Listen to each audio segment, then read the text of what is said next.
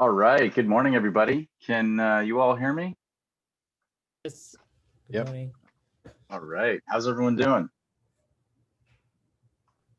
Good, you? Yep. Good. Good. Doing great. Doing great. It's 10 a.m. now. We're going to wait just a few more minutes for people to fill in here. But while we do, it would be great if you all could head to the Bioinformatics GitHub page, and you can just click the bottommost link in the README, and that'll get your notebook starting to boot up. It might take a few minutes depending on which Kubernetes cluster you actually connect to. So why don't we get that process started while we wait just a few more minutes. I can put, yep, thanks, Nathan.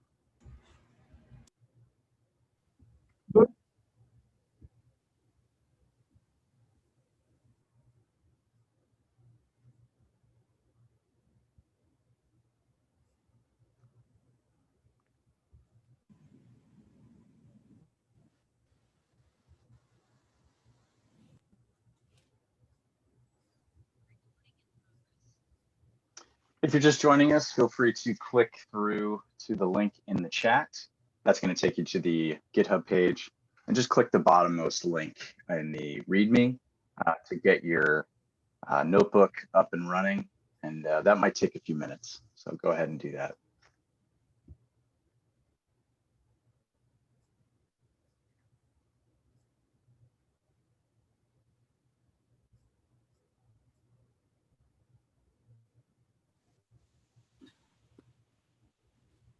While we're waiting, I'm going to put a couple questions in the chat as we go.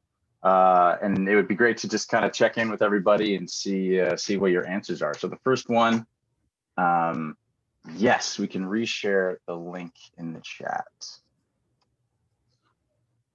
Another question we have is, on a scale of 1 to 10, how comfortable are you with Python?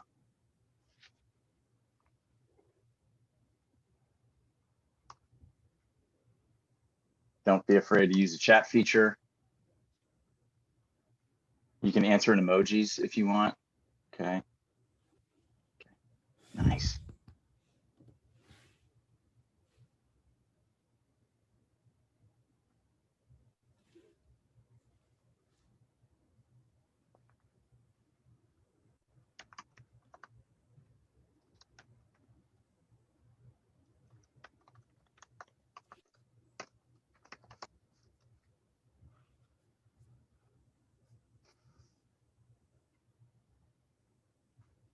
Great. All right, so we've got a lot of different backgrounds. That's good. And then another question I have is, in a few words, why are you interested in data science? Is this something that you're doing for work? Is it for a hobby? Anything in between? Feel free to be as expressive or as direct as you'd like. I'm excited to hear what people's backgrounds are and what brought you here today.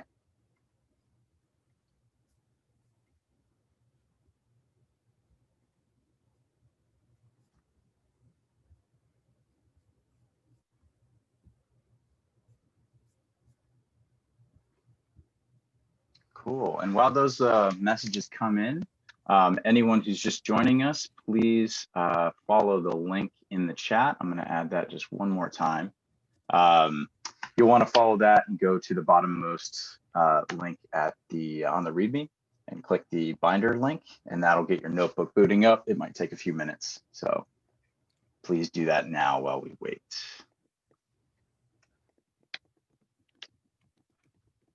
Cool.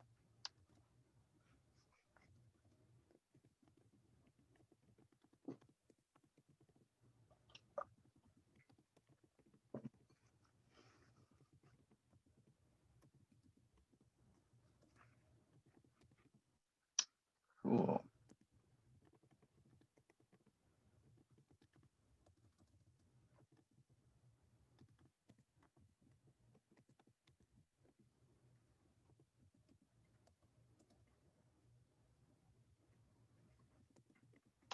And sending that link to everybody again. All right, so it's 10:05 now. What I'm gonna do is, okay, cool. All right, so some research some hobbyists. Yeah, great. Being able to collaborate with other people. A lot of people obviously have a background in R who are going to be on this call. So that's exciting. Got a lot of people from a lot of different backgrounds, so that's always good.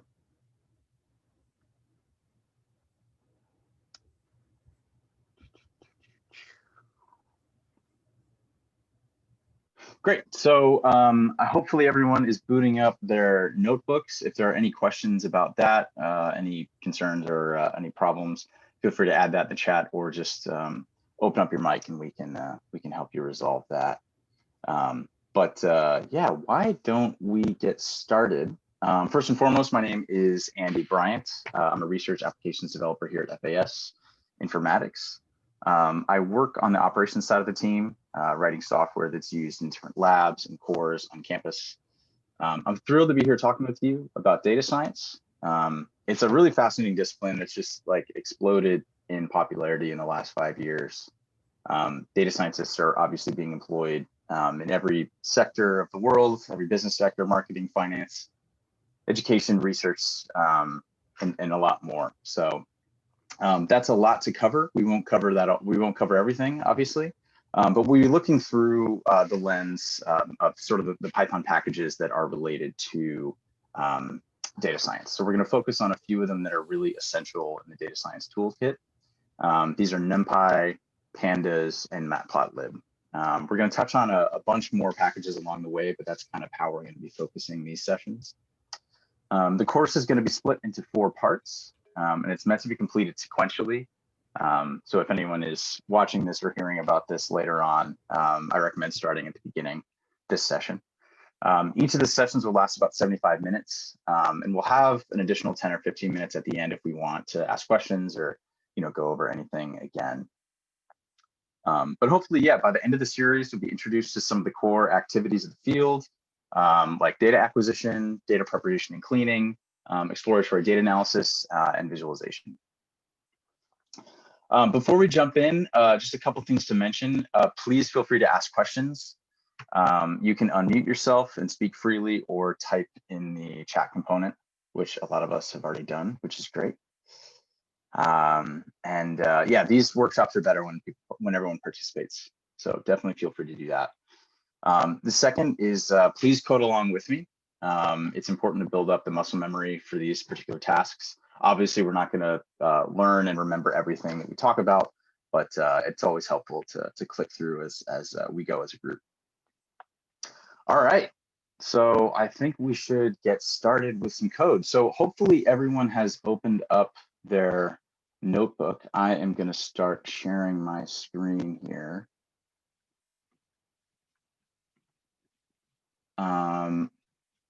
Is everyone seeing, does everyone have this notebook up in front? There's going to be 2 parts for each week. There's going to be a part 1 or a part whatever and a part whatever complete. If you'd like to see the answers and have the code for your reference, please feel free to click through the complete part of the notebook. But I would recommend starting with the incomplete notebook. That's going to be the one that we sort of work through as students together. So open up the part 1. Is there anyone who's having an issue opening that notebook up right now?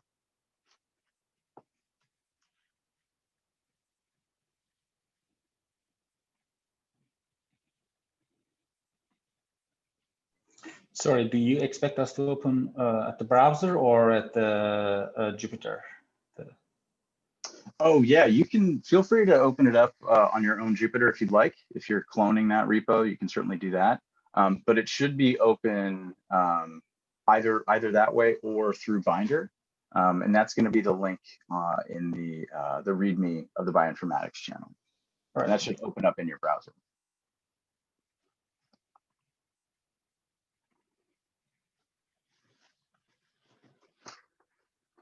I'm going to keep an eye on the chat feature as well.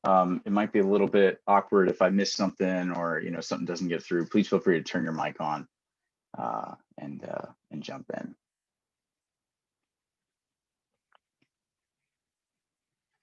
Great. So assuming that there aren't any issues, we're just going to dive in here.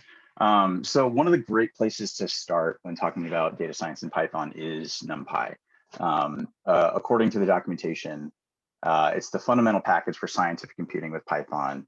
And even when you don't ask the people who wrote the package, they'll also say that. But I thought that sort of captured it well. It's the cornerstone of Matplotlib, of Pandas, of scikit-learn, of just a ton of different packages in this world. And so starting here is a great place, a great jumping off point. And so I thought that would be great. We're going to cover the basics of NumPy here, and hopefully just learn more about the ecosystem in general as we do it. So one of the first things that that we're going to talk about is our NumPy arrays. As you can see, they can be single-dimensional vectors, two-dimensional as matrices, or multi-dimensional. And they really are going to hold the data that we're going to be working with in a variety of ways. So for anyone who has experience with Python lists, they're very similar in many ways and very different in many other ways. As you can see in our variable a, we're just we're declaring this this Python list, and we're actually just going to pass the same list into this particular NumPy array. This is how we initialize it. We use our package here. I'm just going to get my packages loading. Oh, come on. Oh, yeah. Hopefully that's working for you. Is that loading for me? Still waiting on my kernel here.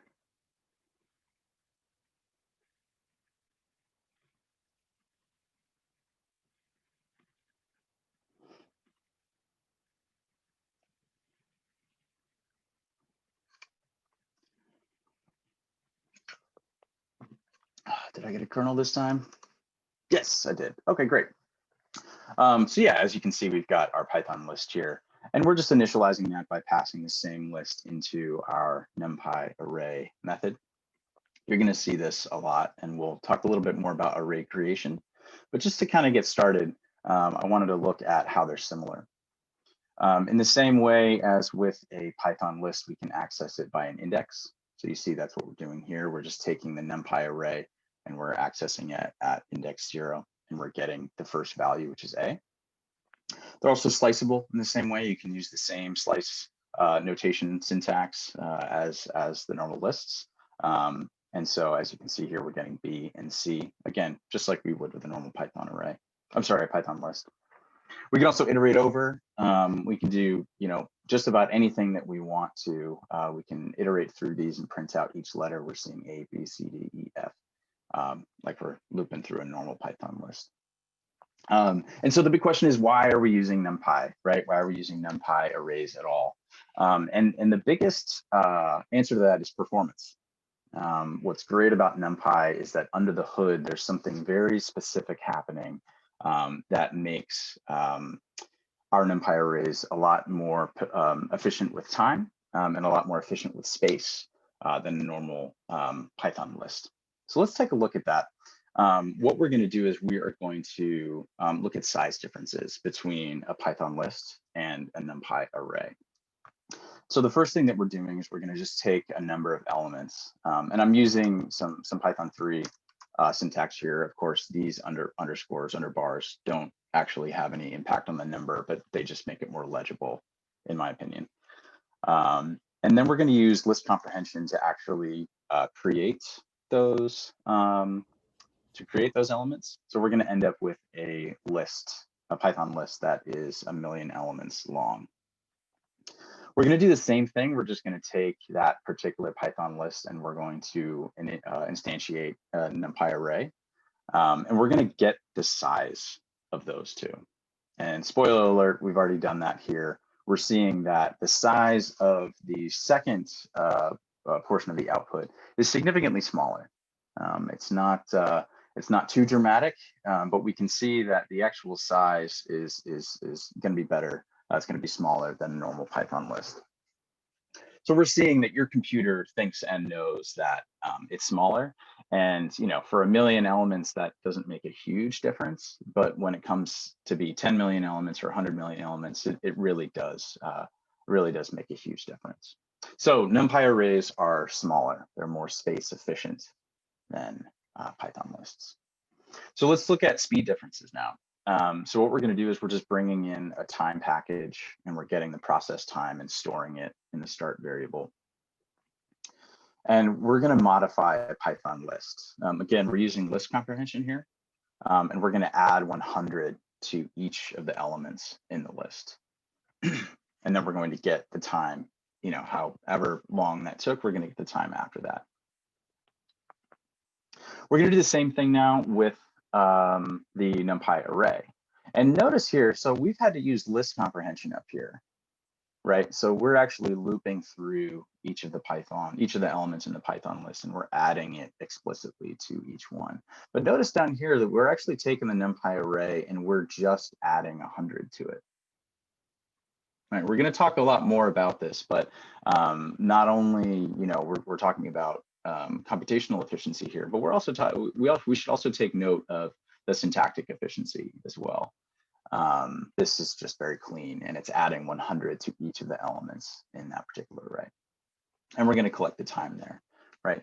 So again, we're going to run that, and this is where the speed up is much more dramatic, right? So depending on what cluster you connected to and what your runtime environment is really doing, we're looking at a 30 to 50 times speed up on this, which is just incredible, right? So again, we're only talking about 1 million elements, and so you can imagine that would just grow and grow with 5 million elements, 10 million elements, etc. So the NumPy array is just much more efficient with space, but it's also much more efficient with speed and computational efficiency. So how's that possible? Yeah, go ahead. Is it specifically numerical, or can you have, like, if you're parsing a GTF file or something that has both numbers and strings in it, can you put that into an array, and does it help as well? Yeah, that's a great question, and one that we'll definitely go into more detail. When it comes to parsing, especially of different data types, you're going to run into some constraints that prevent that question from even being asked properly. Just because NumPy arrays, can only hold one type. But yes, there are definitely ways, especially in parsing algorithms, to essentially distribute that processing into different arrays of different types and get a speed up using a sort of smarter algorithm of actually storing that information. Great, thanks. Yeah. So how's this happening, right? And I've made this just beautiful artistic rendering of your local memory in your RAM. And if we look on the left, what we're seeing here is a very cheap generic representation of what's going on underneath the hood. But generally speaking, when we look at our Python list in memory, it's actually storing references to the values. So when we have this particular array here, A, B, C, D, E, F, what we're actually doing is we're saying, I know that the value A is somewhere in memory, and I'm going to have a reference or an address for that particular value in the actual array. And then same for B, same for C. And so when I loop through this, I'm actually going to find an address. Then I'm going to go to that address, and then I'm going to get the value at that address, and then I'm going to bring that value back, and then I'm going to actually be able to use it. All right. So there's a lot of overhead, not only for storing your data, but also retrieving it and using it. Right. So this looks, a Python list in your memory looks a little bit like before you do your laundry. Everything is just thrown around the room, and not in disarray, but it's kind of harder to get to. Contrast that with NumPy arrays. NumPy arrays are very strict, they're very ordered, and they are very much in sequence. So when you are looping over the same array in the same values in a NumPy array, your A is actually going to be here. your B is actually going to be here, and your C is actually going to be here. So there's a question real quick. When you equate NumPy array to a new one, is it copied as a reference to the original? Curious if you change a value in the copy, will it change the original? Yes, mutation is going to actually be something that we address a little bit later on. But generally speaking, also to make things more efficient, you're actually looking at like views or windows into the original array.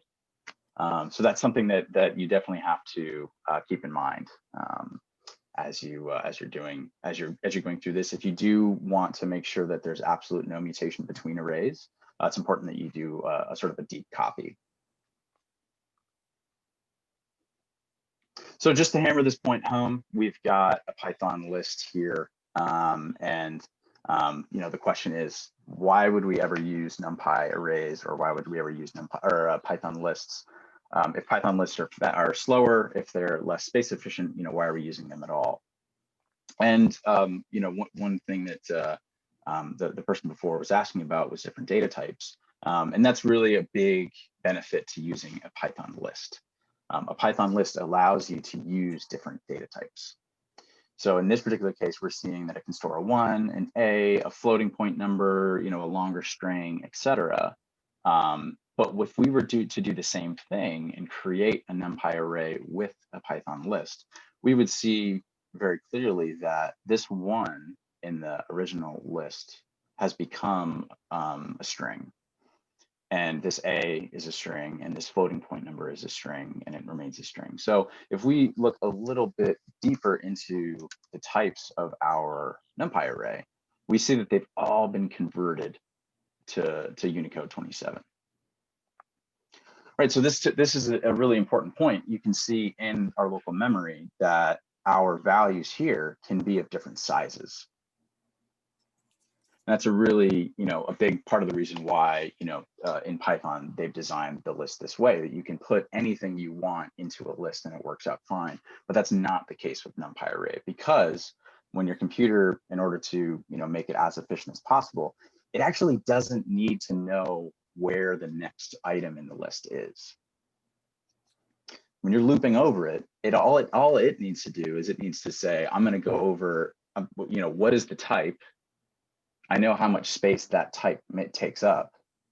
So when I'm looping through it, I don't need to check. All I need to do is say, move 10 steps over to get the second element, and then move 10 steps over to get the third element, and then move 10 steps over, right? So having this consistent space is crucial for how we're designing, how they're designing the package to work.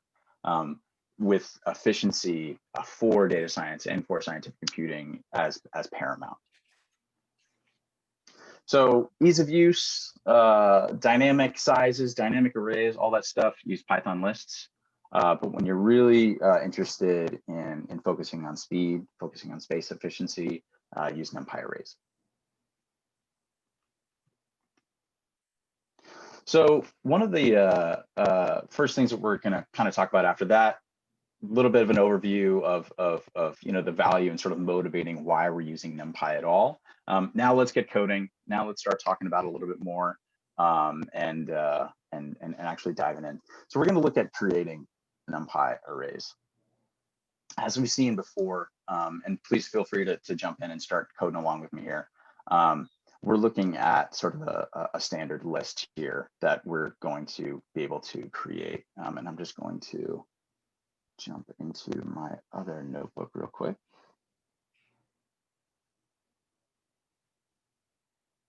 Got it.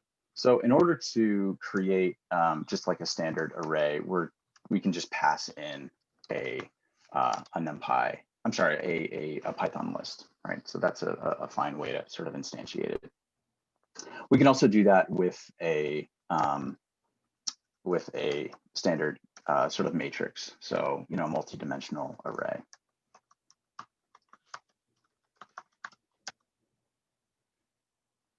Right. So we can also use, there's another big reason why people use NumPy arrays is just the convenience functions. So the convenience methods. So for example, if we wanted to return a new array of a given shape and type filled with zeros or ones. Oh, is there a question? We can actually use the zeros method, and that will return back an array filled with zeros. And feel free to play along with this, right? So, in the event that you're instantiating something and you want just dummy values, or you're doing a one-hot encoding and you want to start out with zeros, this is a good way to do it. And same with ones. Now, notice also, and this is important. Notice how these have periods at the end of them. If we look at our types, we're looking at float 64s.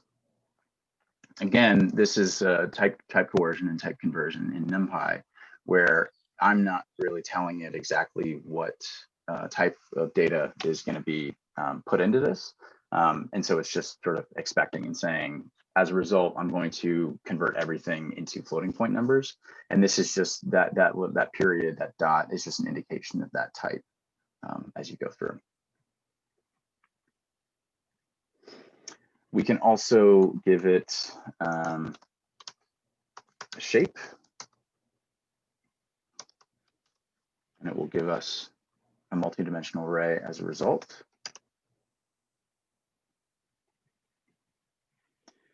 And if we want to fill our array, or our multi-dimensional array up, we can put in whatever we want.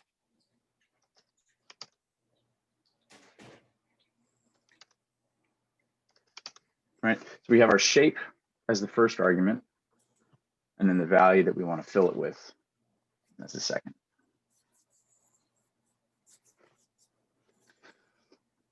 Another great convenience method is the A range.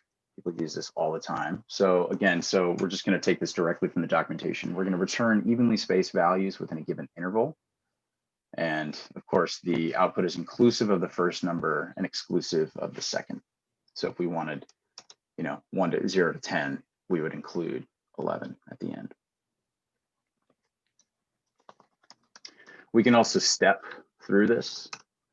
So if we wanted to skip and do 2 at a time, we can do that. And if we do something impossible, then it's not gonna register for us.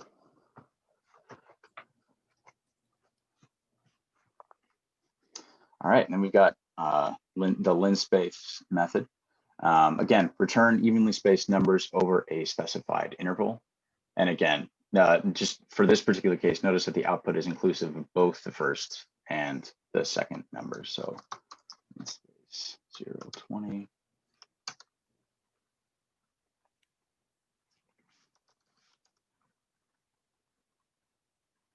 And it'll divide those up to make that space even.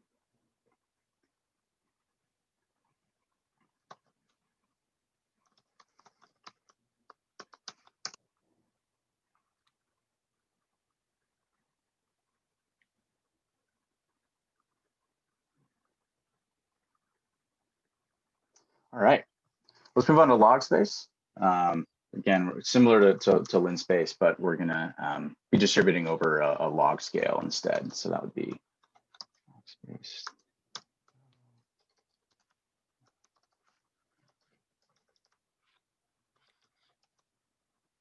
Whoops. Logscape.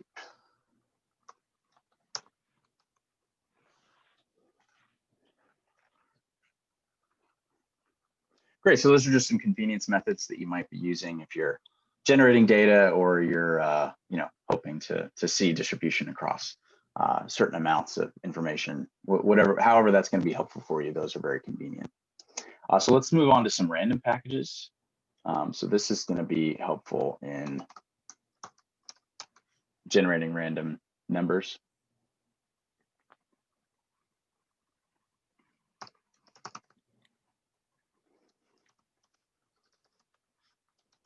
Then you can also get an array of those numbers. Notice how this comes back as if you don't specify an argument, it's going to come back with a single value.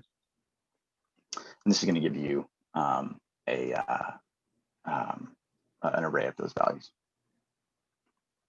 We can do the same. I hope that it's starting to become clear that many of the methods in this particular library have a similar approach to doing things, but you can also pass in a shape.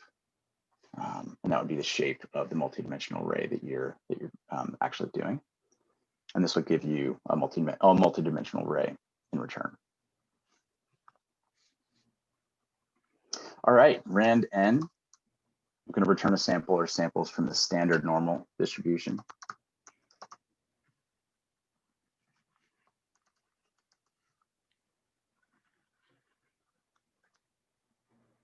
Similar to rand, but again, it's just a standard normal.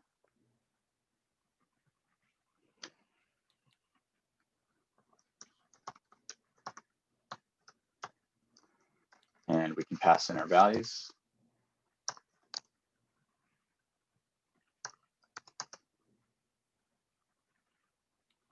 And we can pass in shape as well.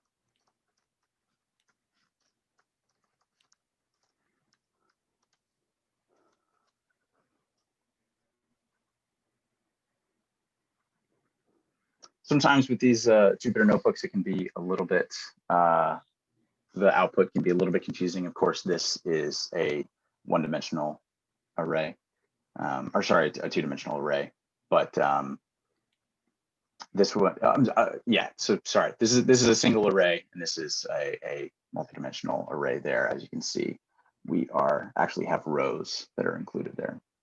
They look similar, but you just have to keep track of that. All right, so moving on to random integer. We are going to do a random integer between those numbers, and it's exclusive again of the final number there. Again, this is just something that again, if you're trying to generate random numbers or pseudo random numbers, it's a helper convenience method there. And then also we can do that in an array.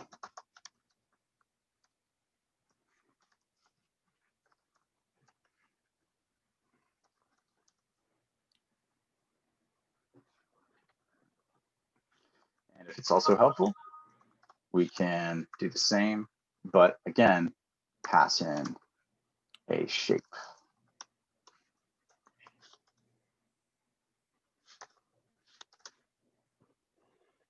Right, so rows, columns.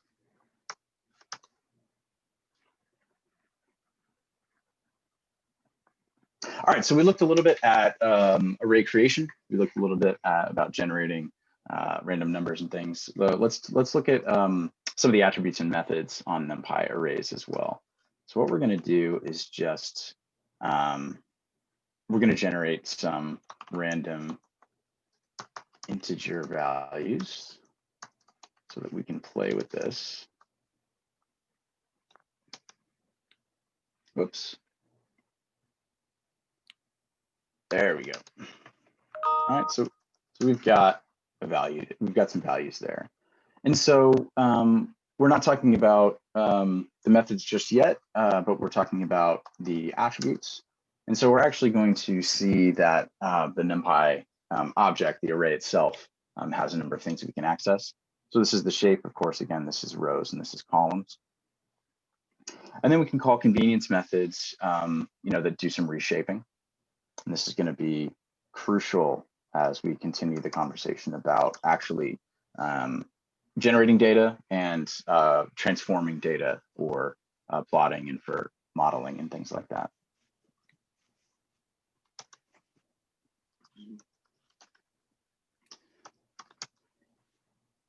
So we're taking this 2x7 and we're just flipping it on its head.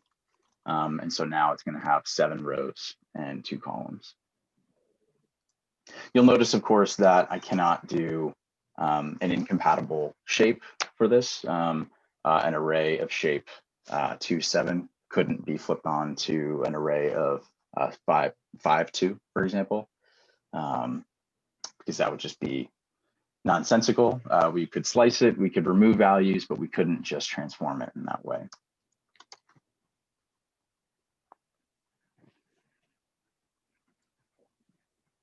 Another way that sometimes I find is just kind of explicit. I find it a little bit more legible sometimes, is actually using the new access helper.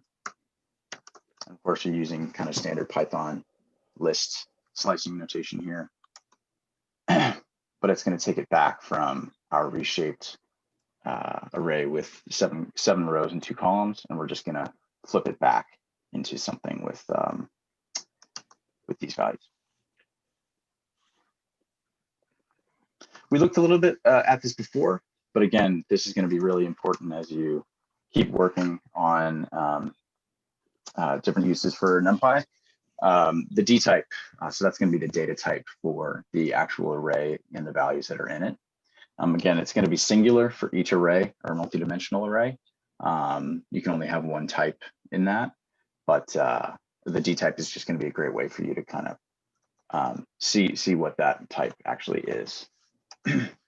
And we can also do type casting. A lot of other languages will call it type conversion or type coercion, but we can change the values in each of them. So for example, if we said array as type, so we see that it's int 64, and 64, of course, being just a different, larger version of the integer. But we can pass in our own and say we want it to be a smaller integer. So it was 64. We can cast it as integer 8. Again, for 100,000 values, it probably doesn't matter. But when you start getting into larger numbers, 1 million, 10 million values, type casting is going to be a really important part of space efficiency, as well as computational efficiency. We can also convert our values to complex numbers. And this is a good note to keep in mind. I'm sure there are people who are highly trained in mathematics on the call. There's a bit of discrepancy between how kind of classic mathematical notation will refer to complex numbers. But just keep in mind that J is used to indicate those here.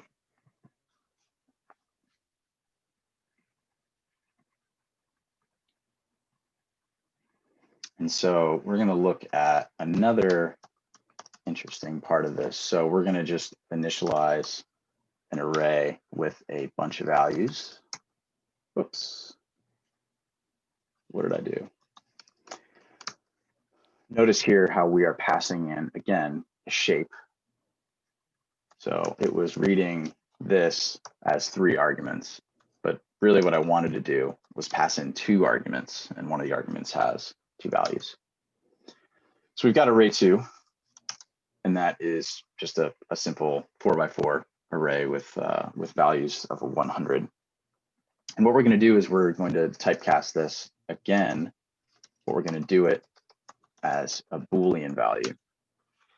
And we're going to see that it's converted to Booleans as trues. So let's see what it does with zeros, false. Whoops. Those are true.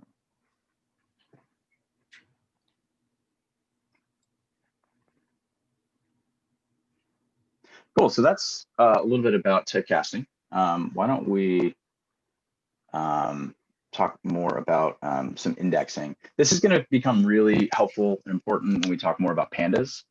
Pandas is a library that we're probably going to focus the most on in this particular series. It's massive and it's important, and it's built on top of NumPy. So let's just build a normal 1D array.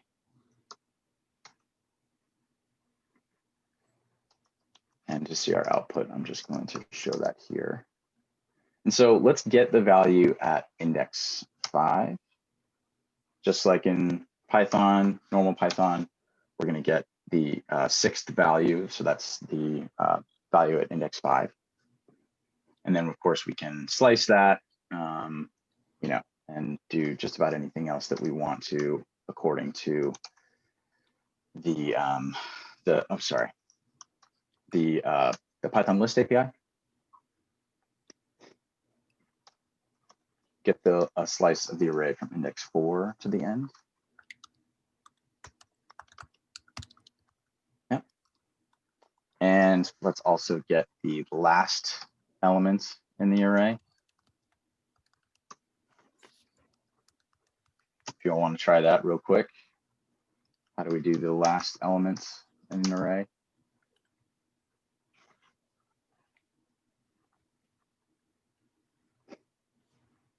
And let's take just a quick minute. Why don't you write out the syntax to reverse an array? This is not NumPy specific, but just take a quick minute and do that on your own.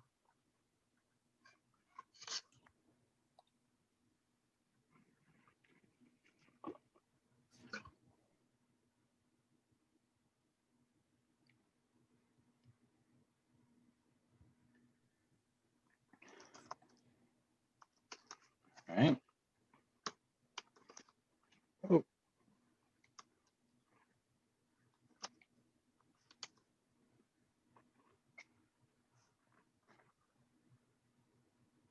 All right, and we can also do the same with two-dimensional arrays. So let's build out a two-dimensional array.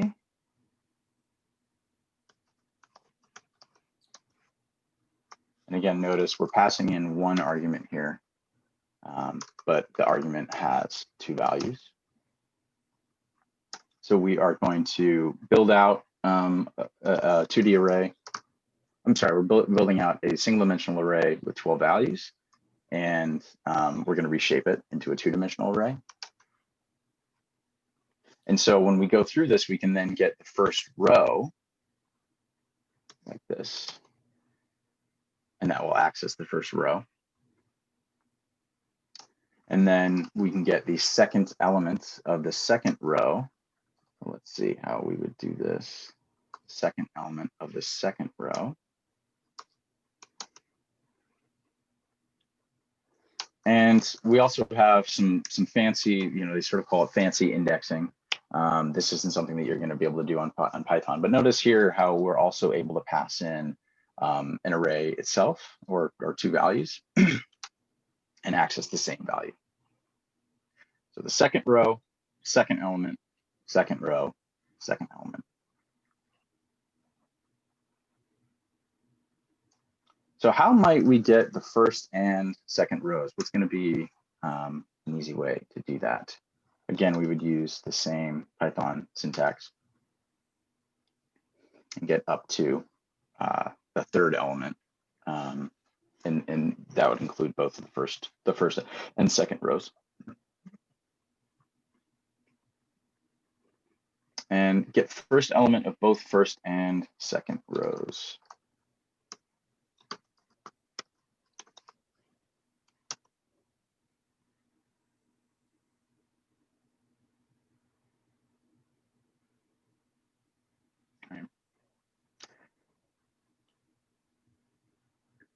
Oh, I jumped ahead, sorry. That's for this one. So here's us maintaining the shape, but of course we can mutilate the shape if we want by just accessing it like that.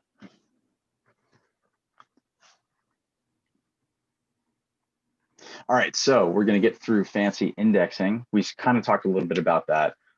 Basically, you can use sort of Python standard indexing, and that works. But fancy indexing can just make things a little bit cleaner, a little bit easier to read, I find. So what we're going to do is we're going to take our arrays, and I'm just going to show you this really quick. We can build out our arrays like this.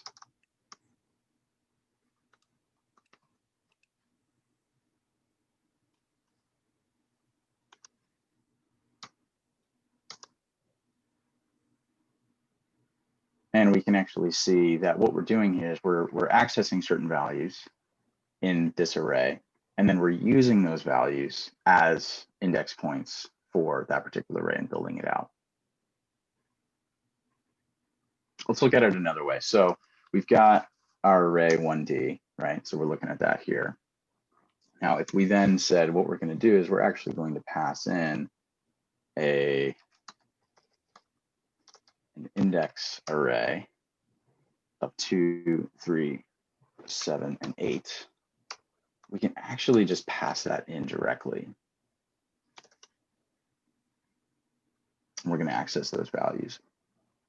So this array becomes an argument, and that argument has these values as the indices that this particular search is looking for. And we're going to access those and actually get them back.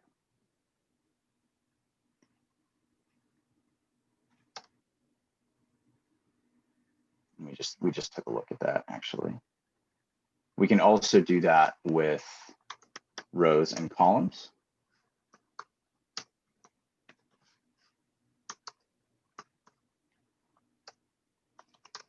So we're looking at our two-dimensional array again, right? So we were looking at this before. It has 3 rows.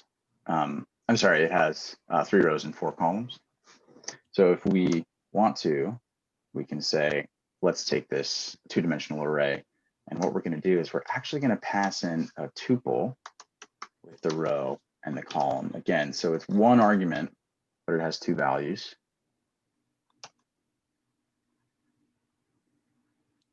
And that'll be a fancy index of that particular two-dimensional array.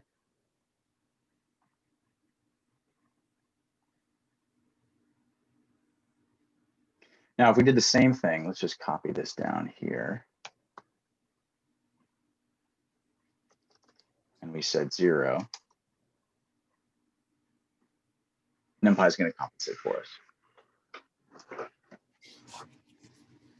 So NumPy is really smart when it comes to indexing and many other tasks. But you also have to be aware of what NumPy is going to do for you. Something to keep in mind. All right, so we sort of went through some fancy indexing. We went through some convenience methods. This is really where the rubber meets the road for the Pandas library. And we're going to be talking about selection. So this will be very helpful as we move forward. So we're just going to initialize a new array here. We're going to see those values here. And then we're going to set up a Boolean array. And that is just going to have, I'm just going to do this explicitly so that it's very clear. We're going to have that initialized as well. And what we can do here is we can actually, just like we saw up here, where we were doing some fancy indexing, you can sort of think of this like it's a mask, where you're then going to say, okay, of this array, which values do I want? And I'm going to say explicitly that I want these 2 values at the end, but I don't want the values that are false. And that's what we get.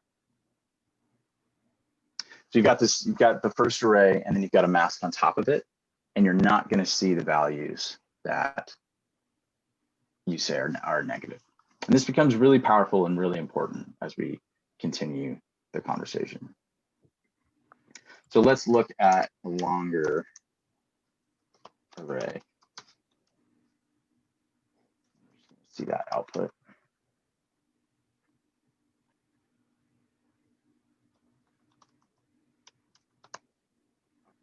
And we're going to get a Boolean array for this particular, long array. And I just want to show you what that looks like. Boolean array. What I did is I converted this to Markdown. So I'm just going to copy this to another value real quick.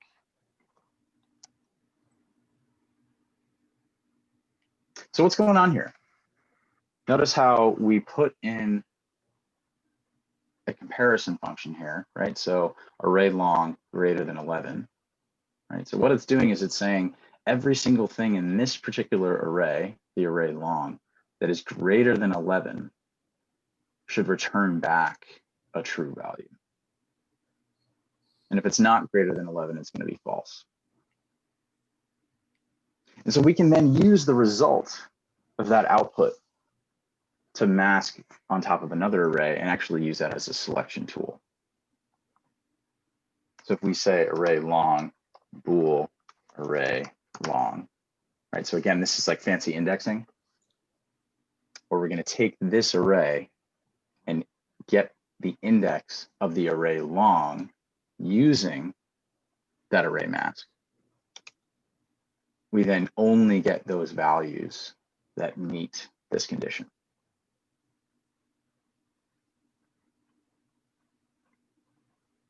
This becomes super helpful and super important as we go. Are there any questions about that? We can do the same with other values. We can do different conditions, anything. So in a way, this array almost becomes a search query. And we'll be using that a lot more as we go.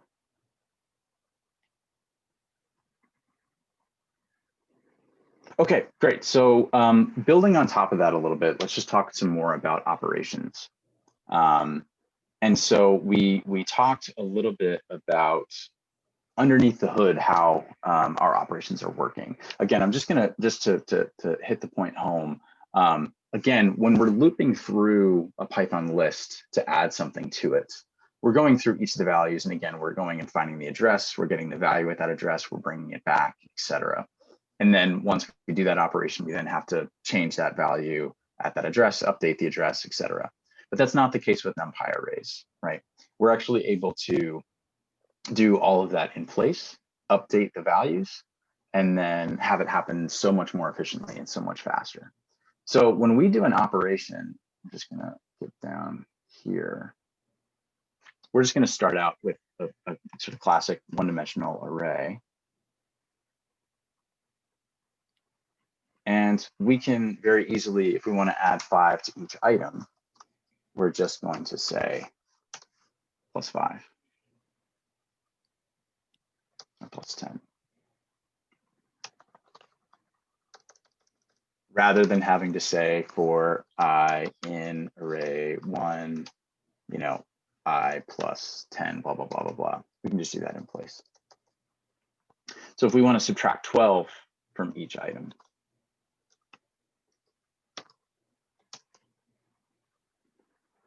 multiply each item by 2,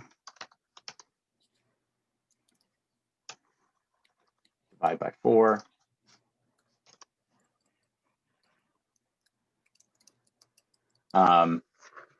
we're going to do floor division on these guys.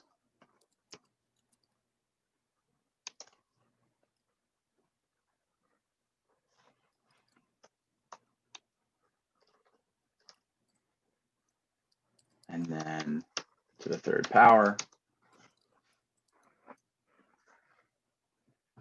And so this is the power of NumPy. We are talking about vectorized operations.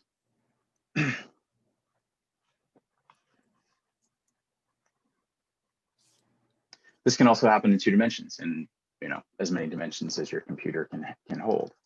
So let's look at our array 2D. We're just going to build that out again, and we're going to multiply each item by 2.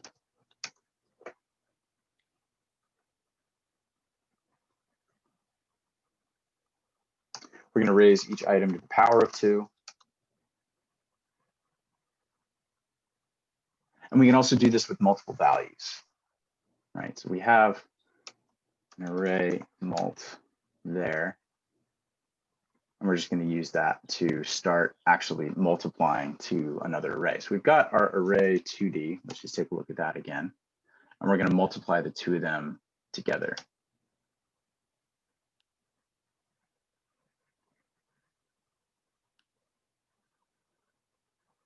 We're going to do the same here.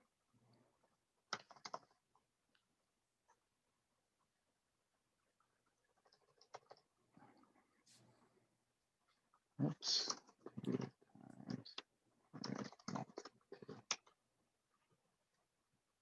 And things start to get a little bit more complicated, which hopefully if we have some time, we can start looking at that at the end of the session.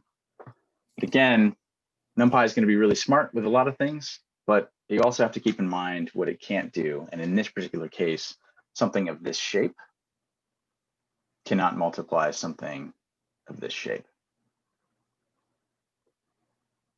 We'll talk more about that. All right, so we've also got universal functions, which are going to be very helpful in a lot of ways. So we've got our array values there. So we're going to get the sum of the arrays over a given axis, and we're just going to say sum array. So we have our array values here, and we're just going to get the sum of all of them. We can get the square root. We can get the square root of just a particular value or of an entire array. That'll be returning an array of values.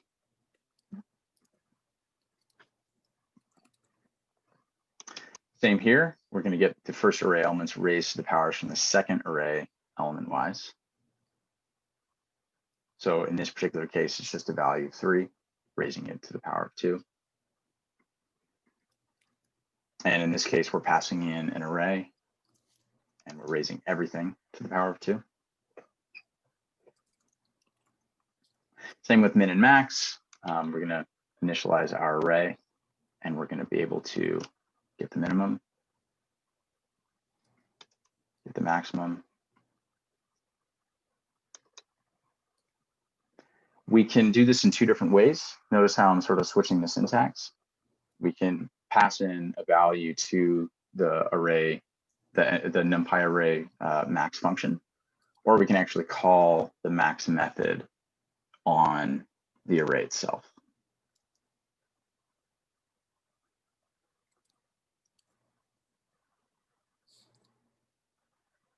All right, so we talked a little bit about the different values that we might be multiplying by other values.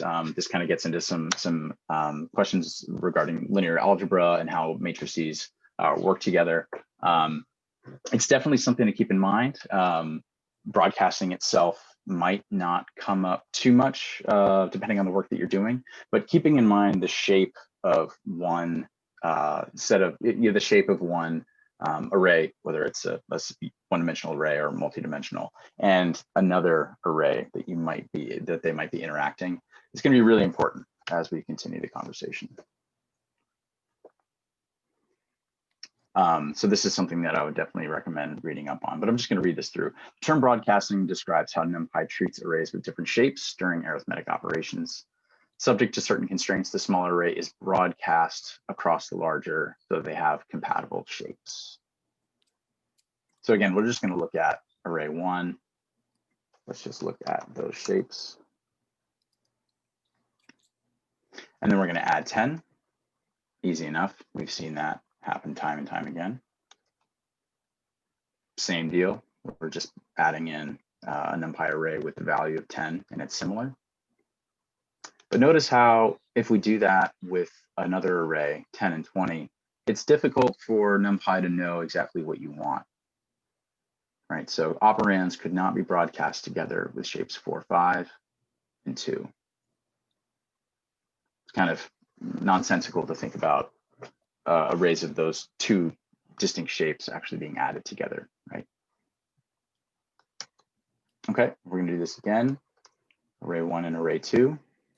Those can be added together. Array 1, the shape of that is a 4, 5, and array 2, of course, is just 5 rows and a single column. We can explicitly reshape that. Again, so NumPy is smart enough to infer that we want a single column, and we're just gonna make that explicit here. And we're gonna add those 2 arrays together. Yes. Is there a question? What? What? What? What? Is What? Sam, I think your microphone is on. Who's here?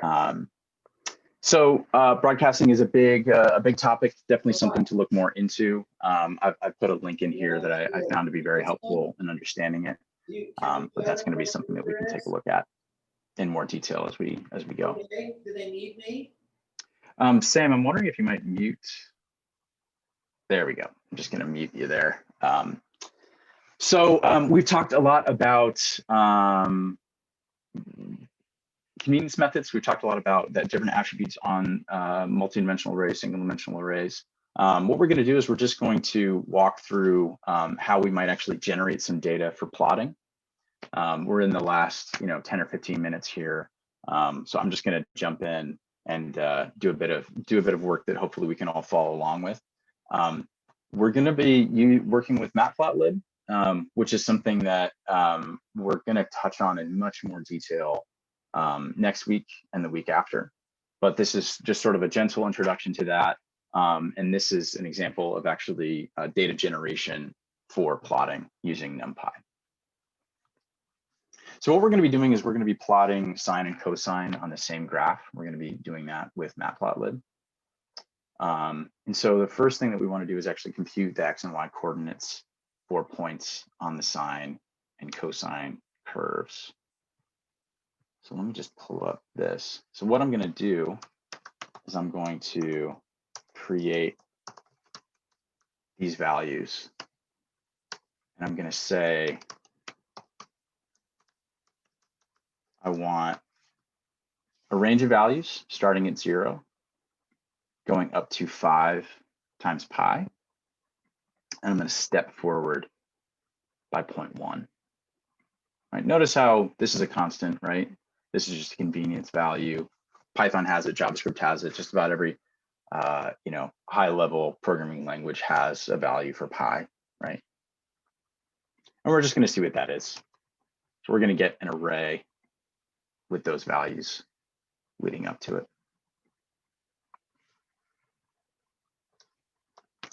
And then we're going to generate our sine values. Again, this is a convenience method that's used a great deal. Going to be our sine values that we pass in our initial values to, so that we can get our y sine values out of it.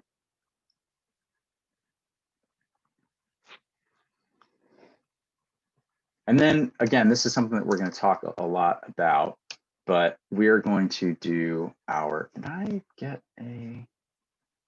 might actually have to do this. I'm not sure that Matplotlib is included in this particular notebook. So I'll make sure that that's included in our next notebook. But what I'm going to do is just pull up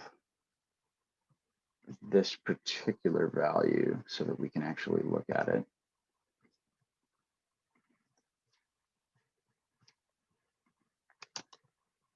Yep.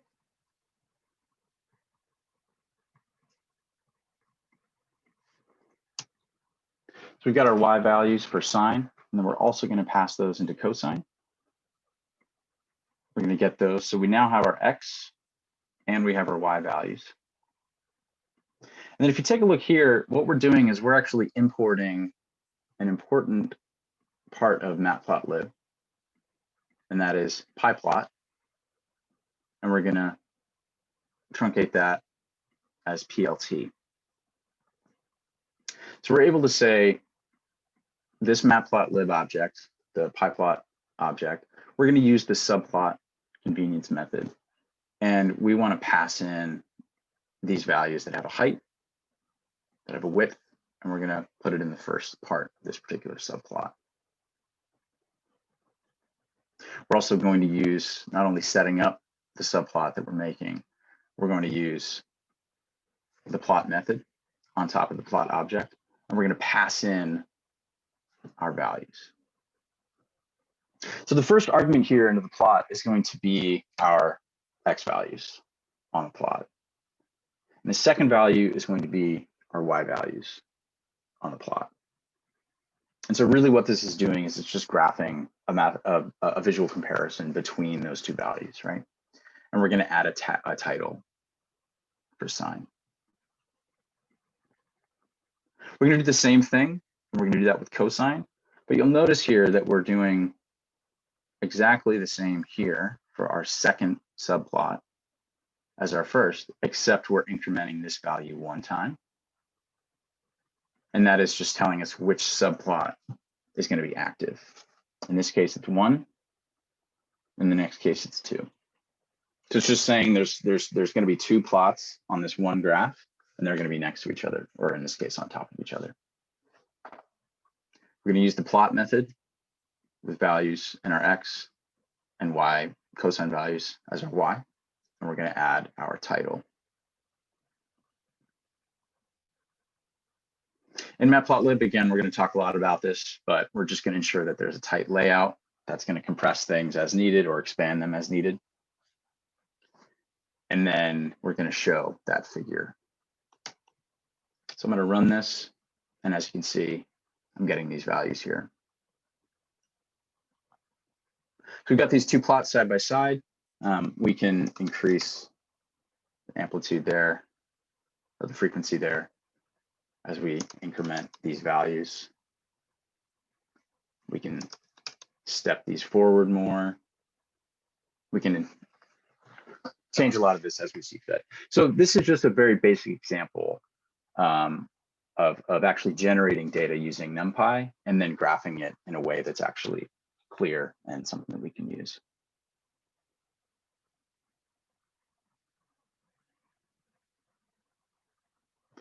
So we can start kind of wrapping up. That's the majority of the content that we have today. Again, a big reason that we wanted to talk about NumPy first is that it is the basis for so much of the other packages that we're going to be discussing. We're going to be talking about Pandas a lot. We're going to be talking about Matplotlib and Seaborn a lot. And we're going to dive in next week into actually doing data acquisition, data transformation, and then data visualization using a lot of the packages that are built on top of NumPy. Some of the main things that we talked about, again, were just vectorization. If there's one thing to take away from this particular conversation, it is that the NumPy arrays, the values are vectorized in a way that makes them more space efficient and computationally efficient. We talked about creating these values. We talked about a lot of the convenience methods for creation. And we also looked at different selection ways to select things. We'll see that this becomes incredibly important for Pandas in particular. So we'll see this selection, this way of selecting things again and again as we continue. We touched a little bit on broadcasting. It's again a large topic and one that when it doesn't work, you might begin to pull your hair out a bit. But that's certainly something that we can talk more about down the road. So that's all the content that we had for today. But again, just in the last 10 or 15 minutes, I wanted to open up the conversation, see if anyone had any questions or comments. If you had any thoughts about something that you wanted to cover down the road, we should definitely bring that up now. But I'm going to stop sharing my screen for now and then allow anyone to dive in as you see fit.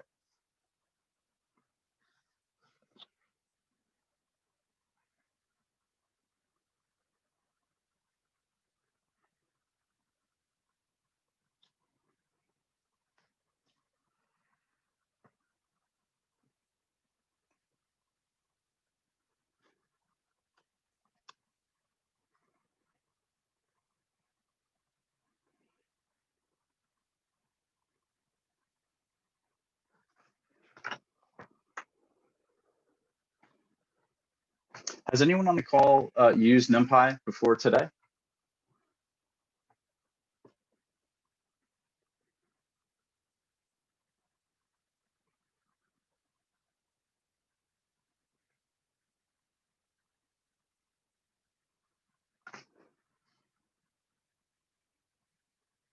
Yes. So the question is, will we cover exporting, modifying data from CSV and other formats? Yes, we most certainly will. So we will be looking at CSV data.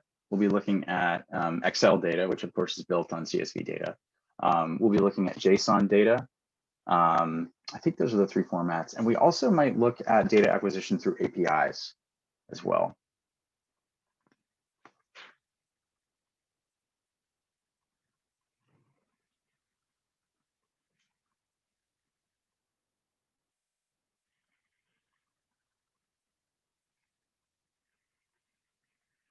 Well, thanks everyone for coming. I'll be here for a few more minutes if you have any questions. I'm really looking forward to talking with you all again next week at the same time. So that'll be Tuesday at 10. And we will kick off with Pandas. Thank you. Thanks so much.